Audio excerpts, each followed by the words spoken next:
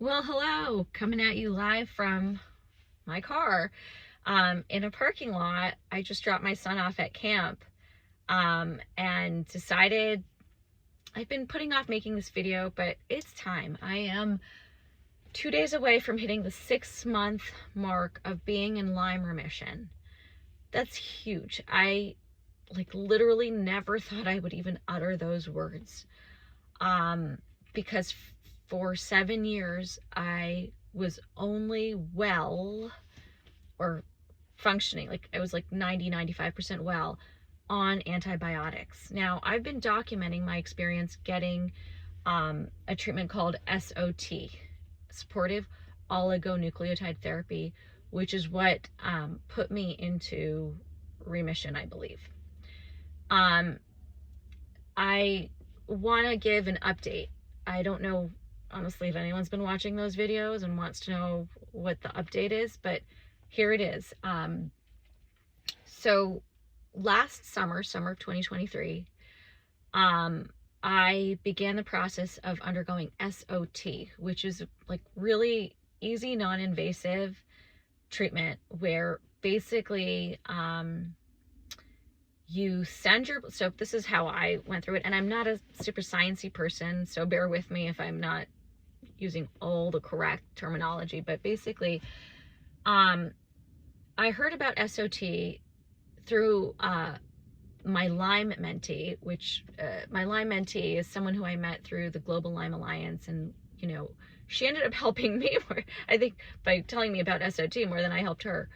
But anyway, she told me that it had worked for someone she knew, and that it sounded like he had a lot of the same problems as me, very typical Lyme symptoms. So I got Lyme in 2016 in Massachusetts, bit by a tick, never saw it, went to the doctor, thought I had a really bad flu that wasn't going away. They tested my blood for Lyme, and without me even knowing, and a few days later I get a call saying my blood tested positive for Lyme. They said I'd be fine if I took doxycycline for 2-3 weeks, which I did, but turns out I ended up extremely sick, went to the hospital. My head had the worst headache I've ever had. I thought I had meningitis. They thought I had meningitis. Nobody could find anything. Fast forward 7 years later, gosh, this is back in 2016 that this happened. Fast forward, I ended up getting to an LLMD, ended up going through various treatment plans that were mostly antibiotics.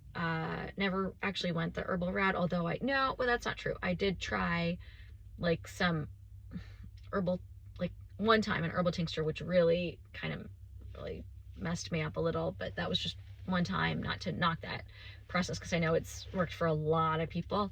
Anyway, I'm giving a very condensed story of my sort of Lyme background, but what happened was I heard about a year and a half ago about this treatment called SOT, which is alternative, I was told, which is sort of not confirmed by research, I was told, which is something like bee venom treatment, equivalent to that, so I wasn't totally bought in, but I read up on it, and then I was told about a clinic called the Genesis Center, which I was told is the place that's been doing this the longest. So I loved working with them, by the way. I didn't actually get the SOT there because they're across the country and I'm in California, but I loved working with them.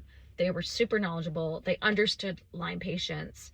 They understood the science behind SOT, and they were super confident. And to the point where I was like, am I being taken for a ride here? They were really confident. They're like, this works. The way it works is you send your blood, you get your blood taken.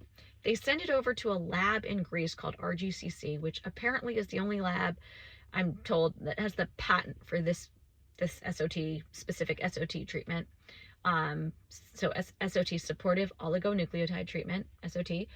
And they go, and what they do, and pardon my lack of proper scientific terminology, but what they do is they create or develop, they look at your pathogens. So I have Lyme, Babesia, and Bartonella. So they look at the DNA of those pathogens, and then they create, I want to say like an anti-lock, like something with mRNA. Oh my gosh, I clearly don't know what I'm talking about, but it basically locks on to the pathogenic cells and causes it to shut off, like it creates a shut off key, effectively like terminating the bad guys in your body. So typically what people do, I was told, is that they get one SOT, which, like, if you're like me and you have Borrelia, Lyme disease, or Lyme, along with like Bartonella, let's just say, then what I was told by the clinic that I worked with here in California is that you'll do one SOT and it'll kind of bring down the other pathogens also. Like, it'll just kind of like all together go down, which helps keep costs low. I went through a clinic in California in Orange County called Regenerative Medical Group, RMG. So I flew down there, got, had like my initial visit there. So I had to pay for flights. I didn't stay overnight. I just went in the morning, came back in the evening. So I didn't stay over there. So it was pretty easy, honestly, to do. Just, you know, it added up because I think I flew out there 2 to 4 times. I don't even remember now. I think it might have been 3 or 4 times. Anyway, so didn't really know what to make of that place, like, because they do things along, it's like Lyme and cancer, but they do like other things, and I didn't know how much they knew about specifically like Lyme patients. But went through the process there. They took my blood, they sent it to RGCC, then I'm getting all my acronyms mixed up. And then basically, like, I think a few weeks later, like a month later, I don't remember exactly, they send you, the lab in Greece sends back, it looks like it's like a little vial this small, and it looks like it has snowflakes inside. It's so tiny, but apparently there's like 1 billion, or I don't know, a lot of the molecules or whatever, I don't know what to call it, that they infuse intravenously into you. That's the SOT. I should note that I want to say it was like $1,600 per SOT, and then some added on fees for blood work for the clinic. All together, in all, I spent about $12,000. Not pocket change, but I am telling you, 6 months later, it feels like the best $12,000 I've ever spent. So oh, by the way, I should note that I was able to stay on antibiotics. I went off antibiotics like 1 week before getting the SOT, but they kind of told me that what they've learned now is that you don't really need to get off the antibiotics, which is important for me, because without antibiotics, my body is junk. Like, literally, within 1 week, I would get massive headache, like one that I can't even explain, the neck ache. My symptoms, by the way, off antibiotics were headache, blurry vision, vertigo, dizziness, weakness, arthritis, myalgia, like all the, like, just the worst one being the headache, but just severe headache and fatigue, and just, it's just awful. Even talking about it right now, almost like, just, it's hard to even talk about it. And so the only way that I'd be like 90% well is through antibiotics. So I was on antibiotics for 7 years on cefuroxime, which is the generic for Ceftin. And it was the only antibiotic that like I could really like tolerate well, and really I felt worked for me. And then they tried me on a bunch of other things for Bartonella and Babesia, but I don't know what worked. I was also, I should note, on disulfiram. I did the disulfiram treatment for 13 months. That was incredibly rough, and didn't end up working. I relapsed. Although I do think it decreased the load. So back to SOT. Going off on a tirade here, on a tangent, I mean. Back to SOT. A few weeks after I did the SOT, I stopped taking my antibiotics to see if the SOT was working. But I shouldn't say I relapsed, but they say that the SOT lasts, like, it stays in your system for like 4 to 6 months, I think, or 4 to 6 months. I should note that I got the Borrelia SOT, and then I went back to Orange County They don't do it on the same day, but I went back to get the Bartonella SOT. So I got 2. The reason I got Bartonella is because my doctor, so initially I wasn't even getting a confirmation that I had Bartonella. It took tests and tests and a few years before I found out, confirmed, tested positive for it. But the thing is that because of how quickly I relapsed, my doctor was saying and suspecting that Bartonella could be a bigger issue for me than the Borrelia. So I was like, I'm not messing around. This is a non-invasive, relatively like low impact treatment. So I'm going to get them both. So I got them both, Borrelia and the Bartonella SOT, separate times. So after like, I don't know exactly, like 2-3 weeks of having both SOTs, I went off the antibiotics, but my symptoms came back. They came back slower than they usually do, but they did come back. So I went back on antibiotics and then stayed on them until December 16th, 2023.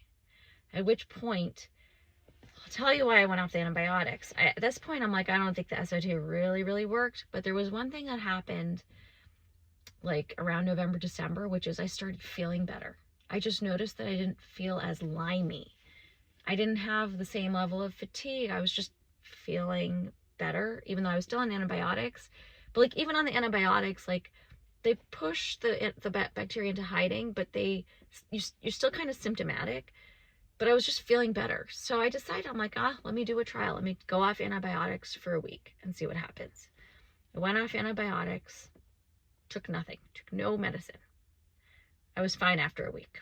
Waited another week, was fine after another week.